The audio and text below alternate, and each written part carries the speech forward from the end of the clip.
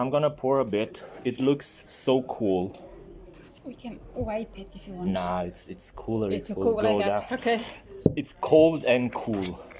I'm not gonna put too much. It's a bit strong, but I really love the. Yeah. Guest first. I can so. put. Okay. Ah, fuck. It's okay. Yeah, I'm gonna not put that much. Taste it first and then. I can't It's too much for me. It's okay. Diana, hai și tu. Okay. Cheers. Cheers. We are really happy to be again here, third time, and really nice place. We'll talk a bit more happy after. that you're here. Hopefully we will be next year's here Yes. also. I hope As many so. as possible, we'll try to be around. Yeah. Cheers. Cheers. It's, oh my god, I forgot how. It's so good, so cold. Yeah. As I said, we tried to start the interview with this kind of thing.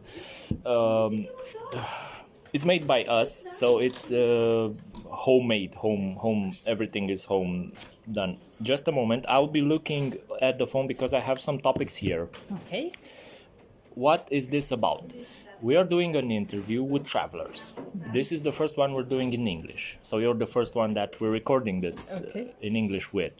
The idea behind this is try to find as much people that are interesting, talk to them on some general topics, and record the whole thing. It's podcast, interview, whatever everyone wants to call it. We put it online on YouTube, and maybe at some point somebody will get inspired, will click with some of your ideas, for example, or other guests that we had, and they will like a concept and say, okay, I'm gonna travel there. That's the whole reason of the whole thing we're doing. I think that's the best camera to present myself to make an introduction for the video for the people that are the first time watching this. I'm Colin from Carpathian Tools Guide. She's Diana.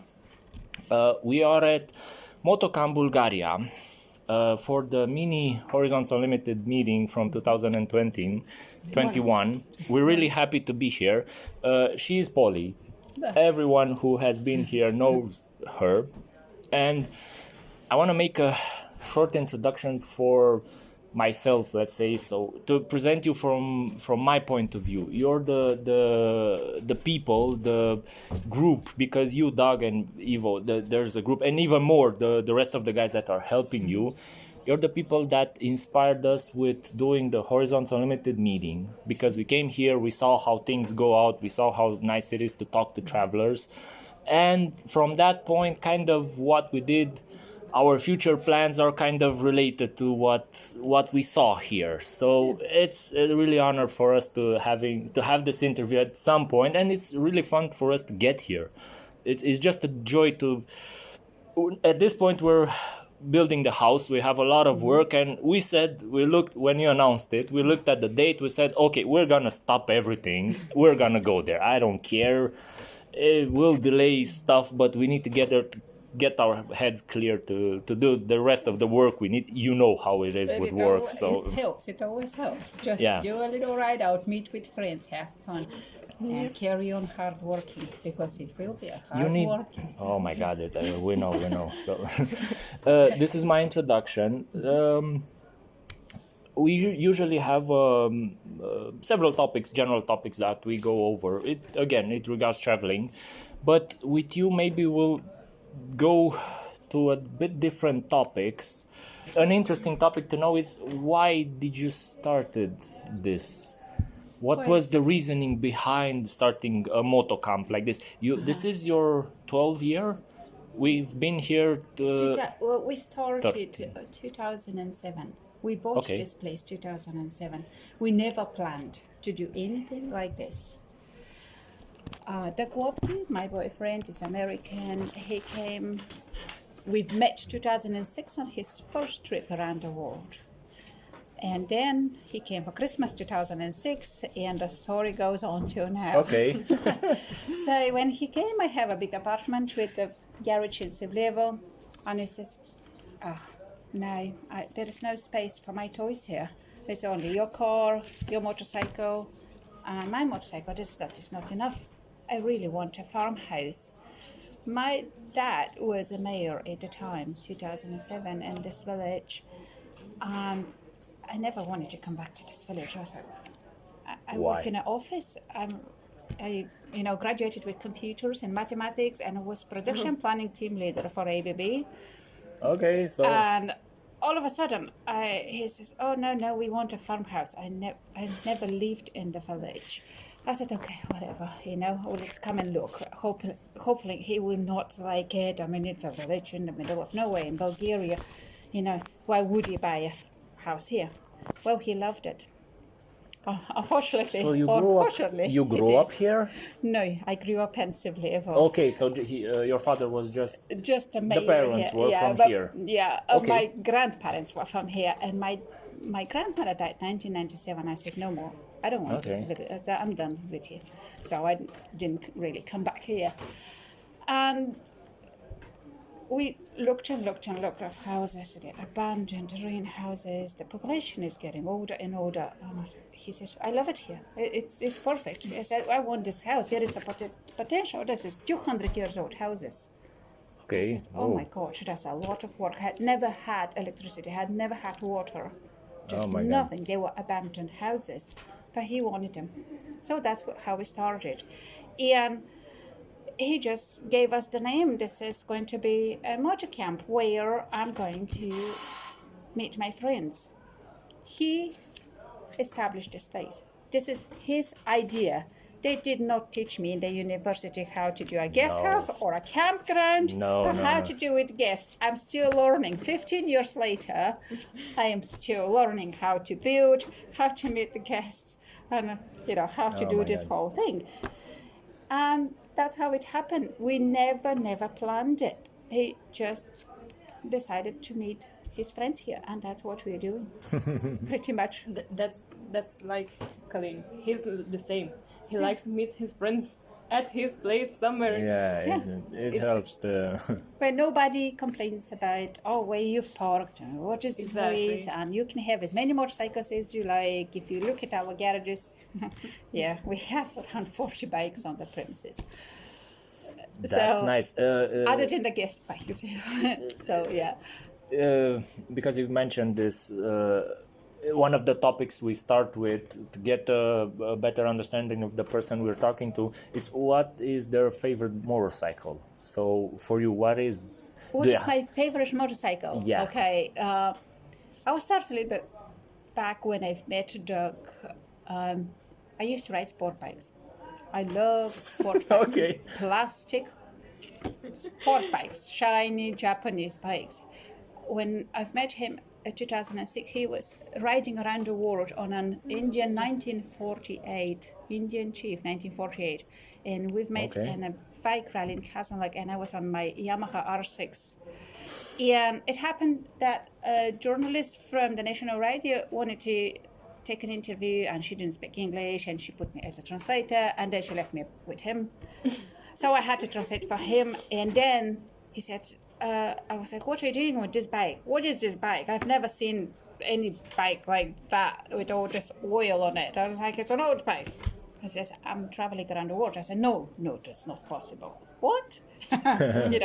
With the sport bikes, we go zip in the mountains, zip. Yeah, go up. That's what we're doing. I never knew or imagined in my little head that I can travel on my motorcycle.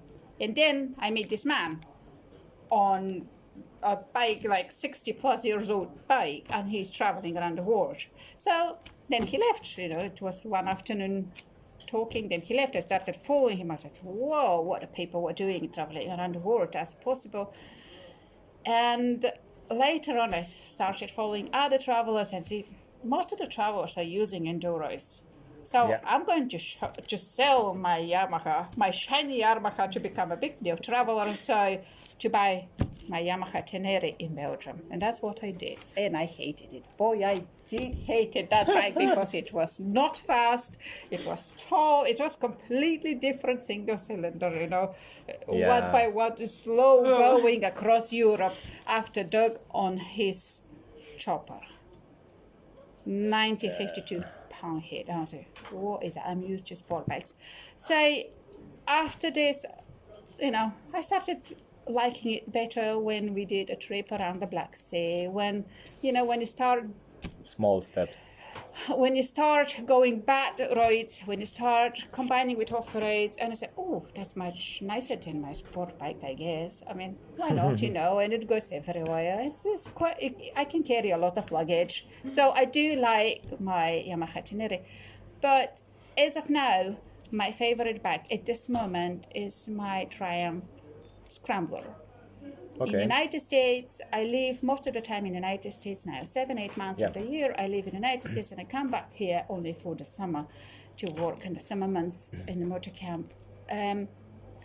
When I go back there, I work with my Triumph cross-country races. I work in the biggest vintage race in the planet, Motorcycle CannonBall. Yeah. That is 190 years old motorcycles that are crossing the country of United States.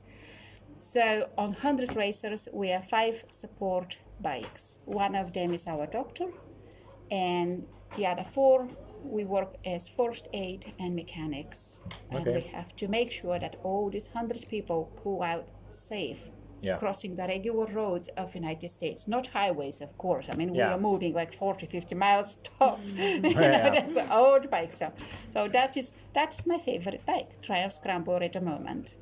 That's nice. It's a nice evolution. It was an evolution, to be honest. It was an evolution. And living in the United States and working with bikes, this is my other job, is working with vintage bikes and parts. I was lucky to try. Many bikes, and it helps you to. It was an evolution. Together. Yeah. I was talking about going from a speed bike to this kind of because I think this is the 12th interview we do this year and last year, and there are 2 categories of people. The first category is those who like to travel on bicycle before they get a motorcycle or something, or travel somehow on foot, mountains, whatever, and get directly into, I don't know, a Transalp or something like that's dual sport. Or the other group is the people that, like you, had the speed bike at one point, and they said, okay, I like to try. They discovered traveling maybe, or as you said, a person that inspired you, and at one point they said, okay, I'm going that way. I don't care about the speed bikes anymore. So it's really nice to see some patterns, you know. Yeah, I do miss my R6, I have to admit. Unfortunately, I've sold my bike in Sevlievo. Okay. I see that bike quite often. The guy keeps it in great shape. It's so shiny. And I already asked him, can I buy it back? Because sometimes I miss the speed. Sometimes I miss the smooth. It's a different way of riding. It's a different ride. Yeah, definitely. But he says no. So I can't buy it now. I think I'm aiming later on, because I do miss the sport bikes. I think I'm aiming later on to have a track bike, you know, to have a track race with a track bike. Okay, yeah.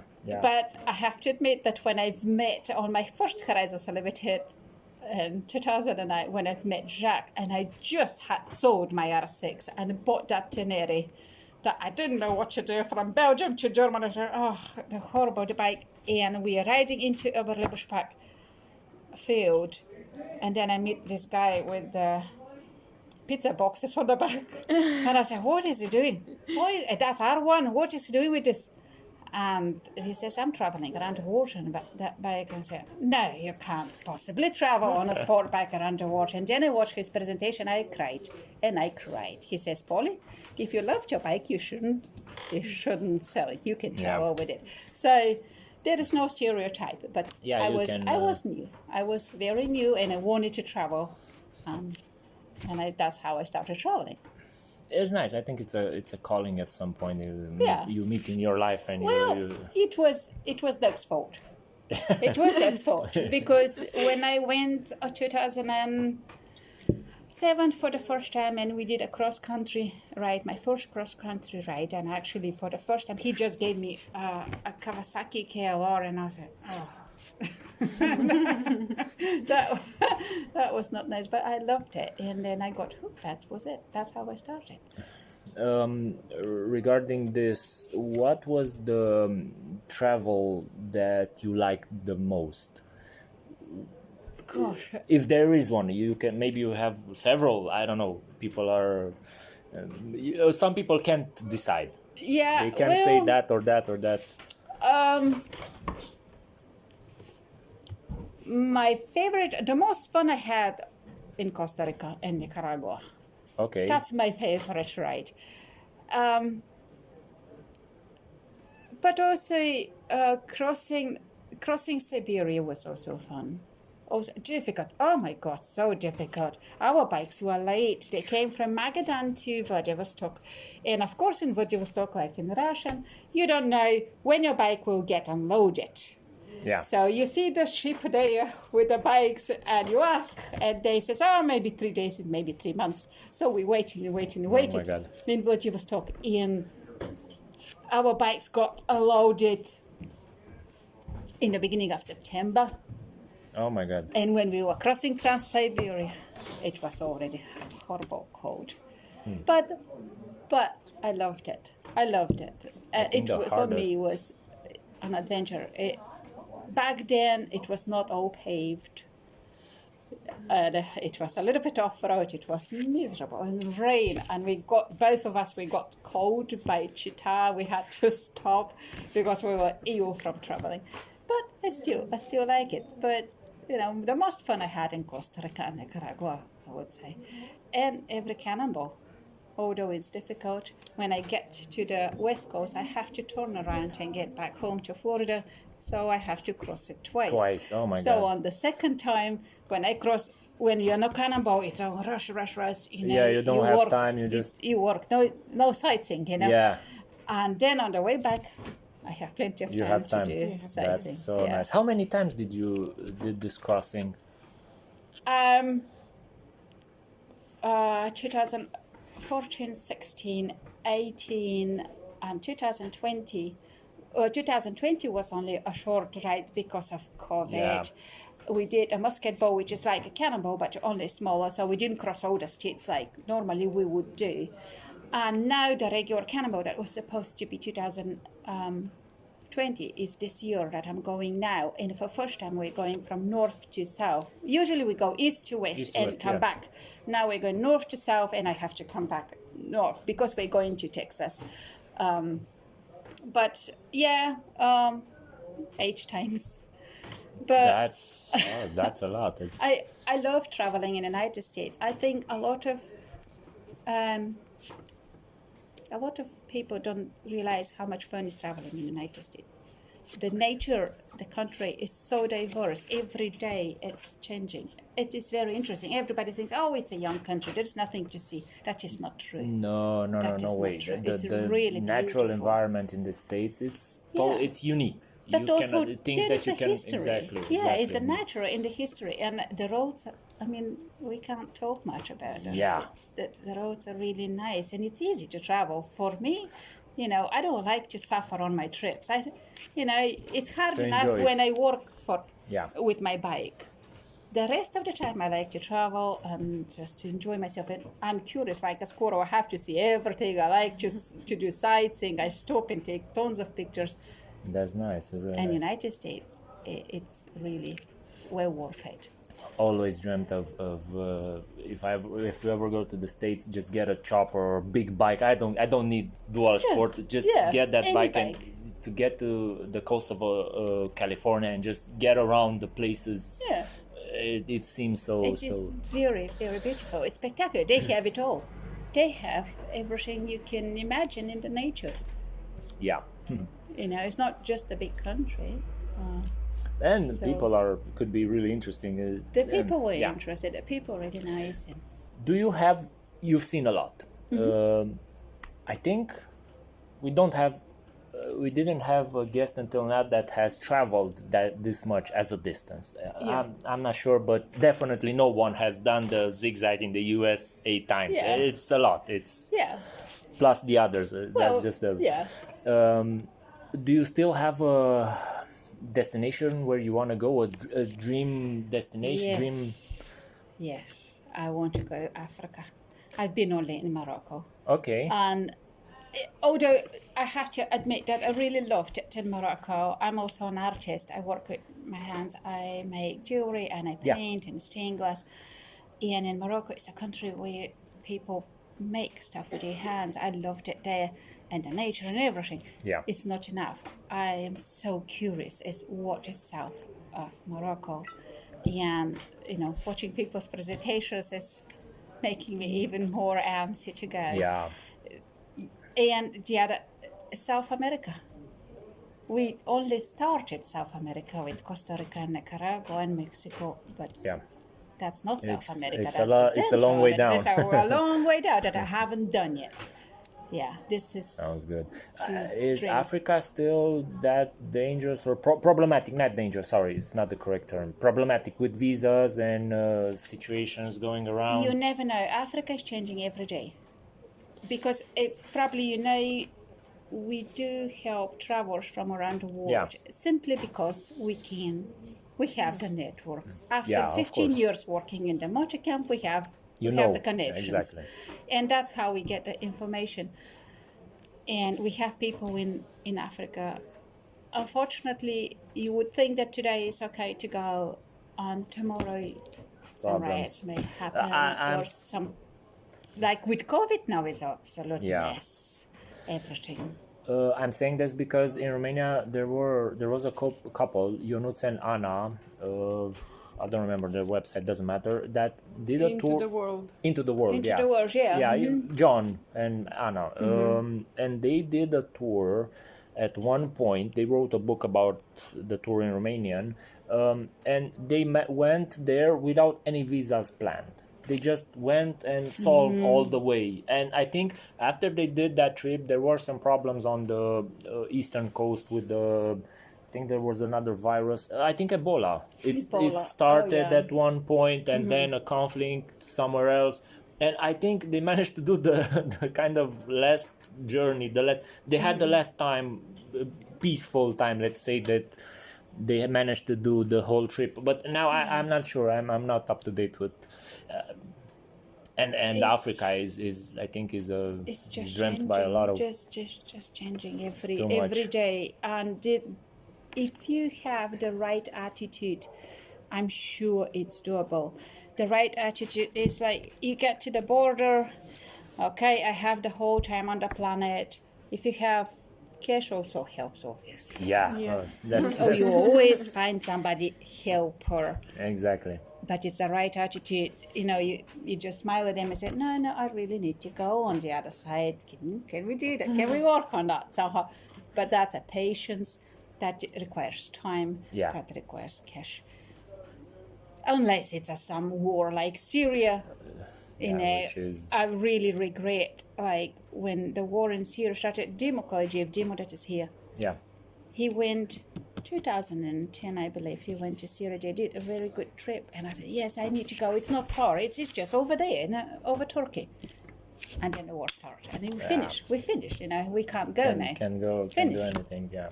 You know, but on the other hand, you have Doug Watke. That is the right attitude. He goes to Iraq, American. From Turkey with an infidel T-shirt on the back. But probably I shouldn't say that, but there is a big picture of him crossing into Iraq. And what are you doing here? I'm a tourist. Well, a long hair tattoo guy. What else he can be? Yeah, It is yeah. not a soldier, It's- isn't it? it's- He's not there to fight on a chopper. Yeah. He's not there to fight. So Yeah, they let you him managed in. to, you managed to get along. Yeah,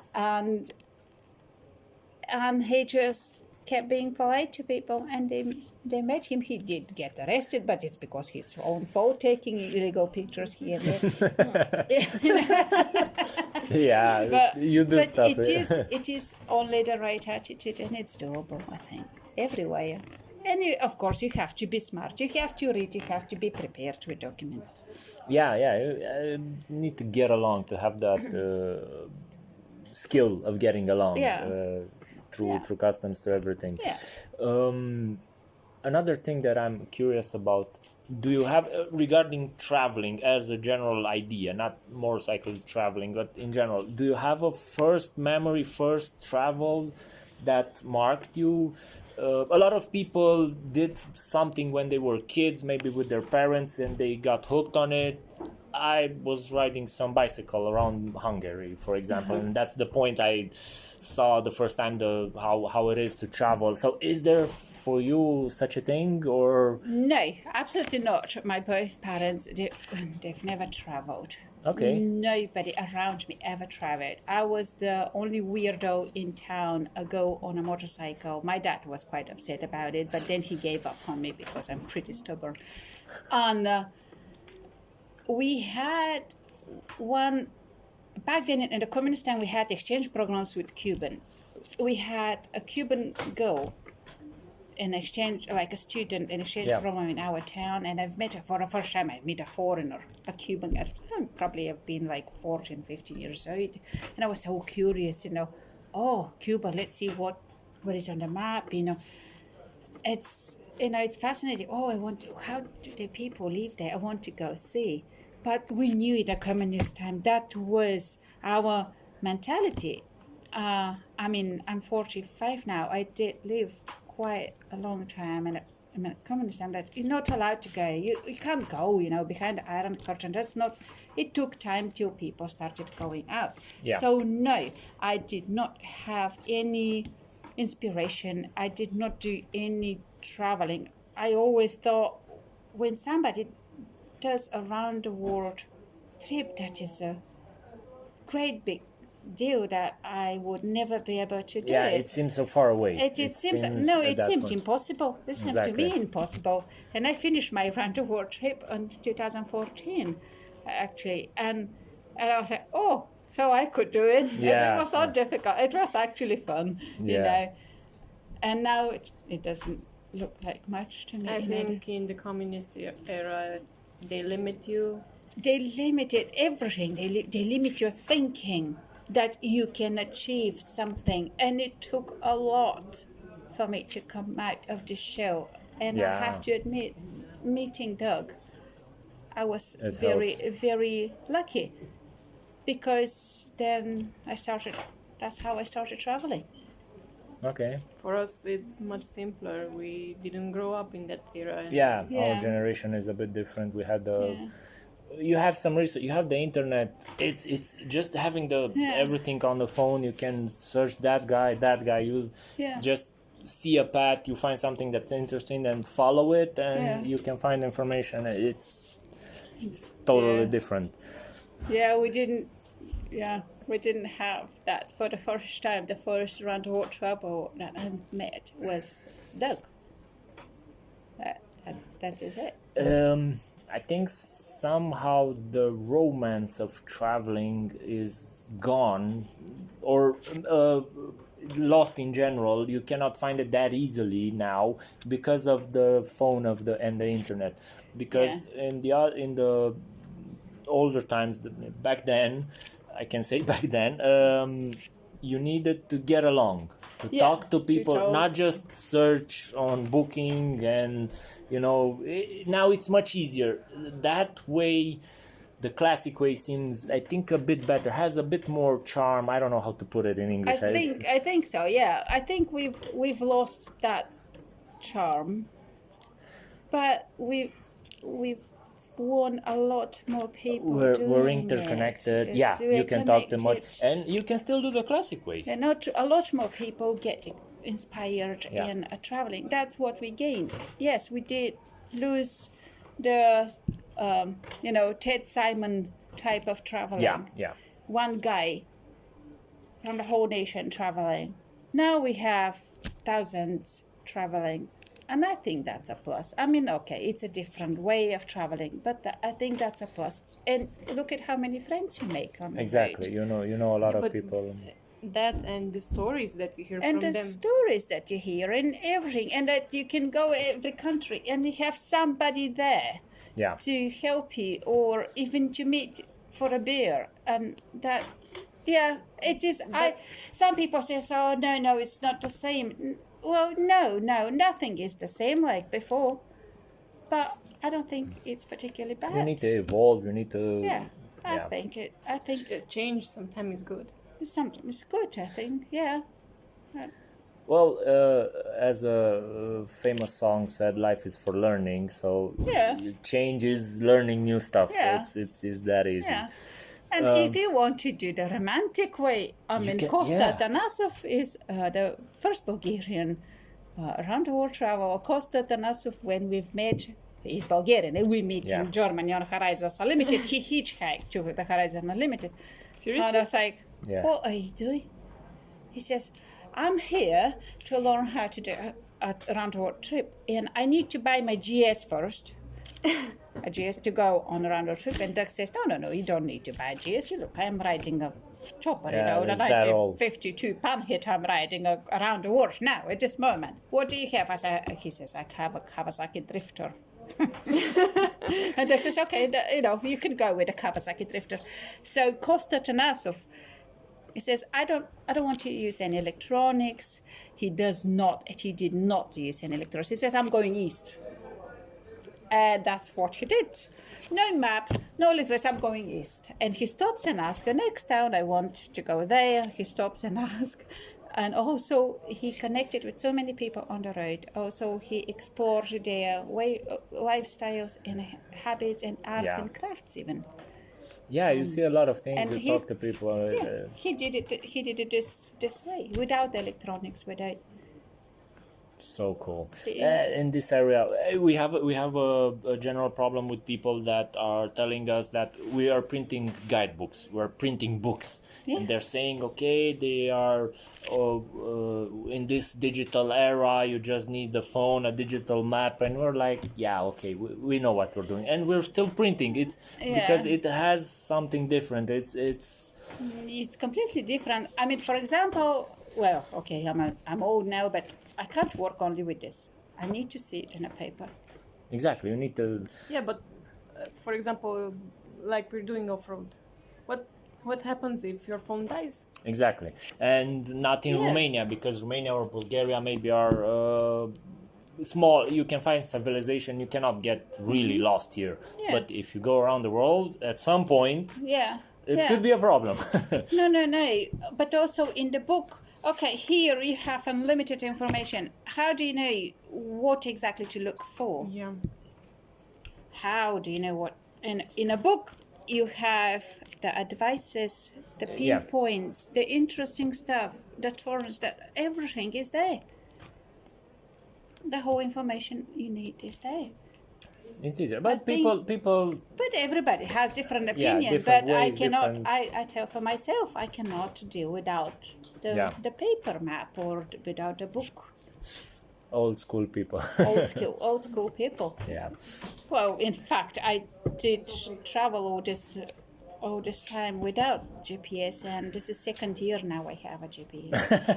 Okay, that's good. So, and the CannonBall we have road charts. Okay. Yeah. Those are great. That's the long paper that we wrote with the 2 rowers in the books. And it's just turn here, turn there. But this is part of the challenge. Yeah, you need Navigation to navigate. You is need part to of navigate. the challenge. We did with Doug. Of course, Doug has interesting ideas, different ideas than normal people. Yeah. So he bought an old car in Texas, and I think Where was it? In Texas, and we went there to pick up. We rode there to pick up the car, and drove it back to Alabama, where we live now.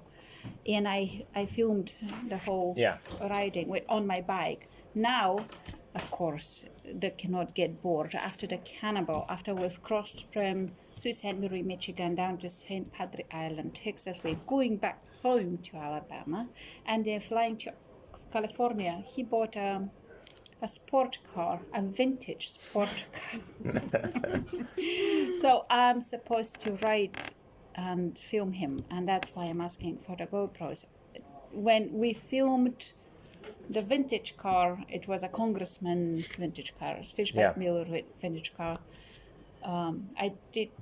We had a film guy with us that put on my bike three GoPros, and that's how I filmed him driving the car across the country.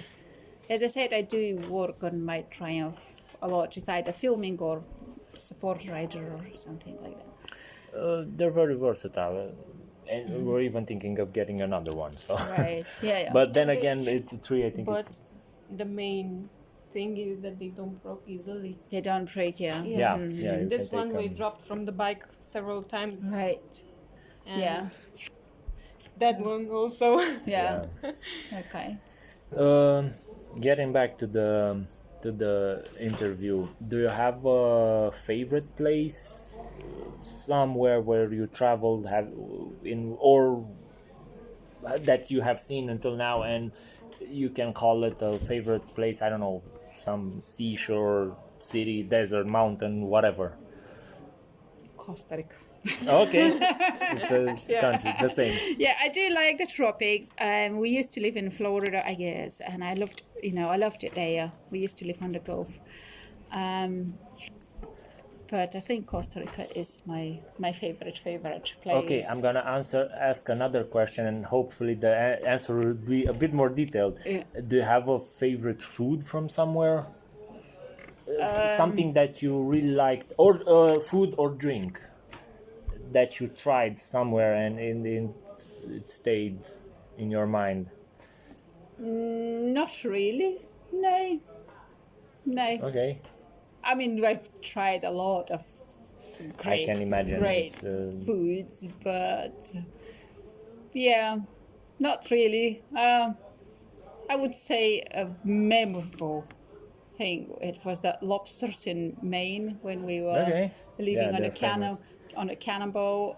This year was Portland, Maine to Portland, Oregon, across the country on a diagonal, and because before the cannonball starts, the staff, we need to be there for the meetings and organizing things, and we have a support van with a big trailer, and we had a brand new trailer, and one of the drivers of the trailer bought this 100 kilograms of lobsters, fresh lobster from the ocean, and boiled it there at a parking lot in the Best Western Hotel, and it dumped it on that brand new trailer. Oh my God, that was delicious. Really, that was very good. But interesting location, and it is interesting menu. location, and each of from the trailer where we pick up the broken bikes.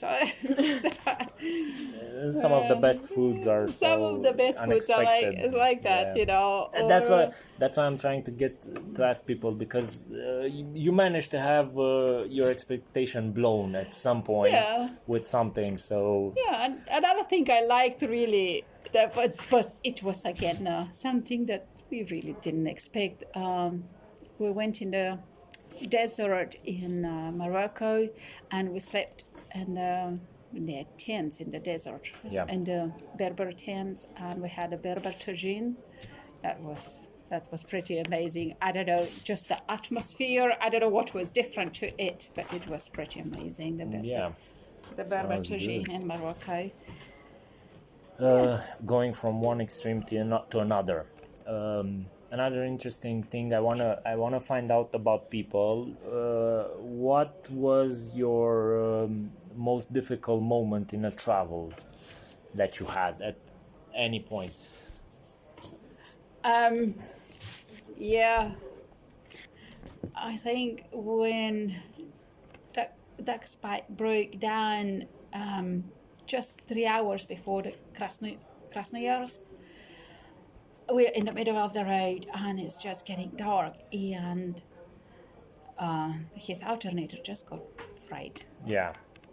Rain, off-road, dark, cold, miserable, and the alternator fried. That's it, finished. His bike died. And we managed, luckily we were not that far from a truck stop, and we asked all the truck drivers if it's possible to load him up and to get to Krasnoyarsk somehow. And it says we would love to help you, but it's all full. But also a truck stop in Russia is kind of a dodgy place to Yeah. to run, and it's dark and it's in the night and it's cold. Yeah. So we sat in the little cafe, and I did write it over there. It's on my on the board. It says in Russian I wrote, the bike is broken, we need a transport to Krasnoyarsk, and we just put it there. And Doug started calling a friend, and a friend called another friend, and a friend, and another friend, and another friend, and then at 12 o'clock a minivan came to pick up his Harley. And what about me? What about me? No, I had to ride in the night to Oh my God. So yeah. Yeah. And we in Russia they're not scary, but It's they the look place a bit. is. It's off-road, and it's dark, and it's raining, and checkpoint and after checkpoint, and I said, "What are you doing? Where are you going in a motorcycle?" Give me Yeah, your now documents." Yeah, and I was like, I take my helmet off, and they look at me like I'm crazy. They're But not expecting this. that was a tough moment, because I was in the beginning of my traveling, crossing Russia. Yeah. Was a bit, I was not experienced rider, not experienced off-roader, I would say, and that was difficult. A big loaded motorcycle was difficult. Yeah. Stuff sounds tough. A lot of people have experiences that I don't know. Some break down mentally, some just physically by I don't know extreme off road that they do, and it's hard to get over it. I have one question actually. How it is for a woman to travel? For women, well, Because I think for men it's simpler. But for women, there you have some exposure. yeah, a lot of girls, I would like to say, are not very honest about the traveling for women, and I think we need to give a voice about that. No, for women it's a little bit more difficult to travel. When I travel solo, I'm very careful. I open my eyes, I listen, and at 6 o'clock in the evening, I get a room. I do not play a tough guy and go sleep in the wilderness alone. This land that you put your tent is not yours. It belongs to somebody. Is it a government or a person? Yeah. It belongs to somebody. You may get lucky tonight. In the bushes, maybe nobody will see you up there in the bushes. But tomorrow you may not get so lucky. If you're alone, you should not do this. I see a lot of girls say, "Oh, I'm brave, I can do it." If you're alone of a girl, you have to respect the Muslim country's laws. You cannot show hairs and cleavage. I'm sorry, you cannot do this. This is disrespectful to them, and it's very dangerous. Yeah, it could go that And way. I don't say be a paranoid, hide from people. But you have to be smart when you're a woman. You have to be smarter than when one guy is traveling. Yeah, that's why I asked, because in this time there are a lot of women traveling solo, and they're showing just the honey and the milk. Yeah. But And I know no. that from their travels that there's other parts that they don't show. The other part, yeah, this is what bothers me, because I meet I meet a lot of girls here. I meet young girls. I'm talking in the 20s, that they come from Western Europe and they are so confident, which is nothing wrong to be confident. But there is a very fine line between confident and stupid and naive. And when I try to explain, please be careful. You're entering Turkey. I do not say that Turkey is a bad country. I have done around Turkey. I've done a trip around Turkey alone. But always careful. Yeah. Always careful. It's a different world. It's a different mentality, different habits, different lifestyle. That is, to be aware. You need to respect. you may not like it. You may not like it when it happens. And it happened. Yeah. Unfortunately, I had a case that Didn't go well. Didn't go well, even after my advices. No, I'm not a specialist in motorcycle traveling. It's just we happen to live.